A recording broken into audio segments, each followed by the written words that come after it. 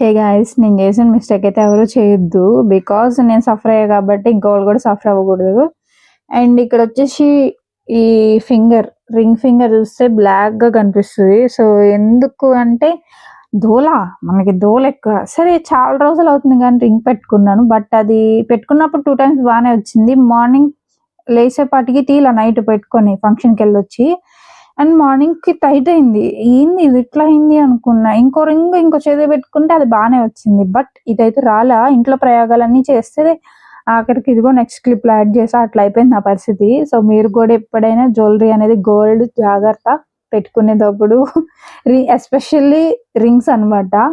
So అది ఇంకా video clip అయితే యాడ్ చేస్తా చూడండి.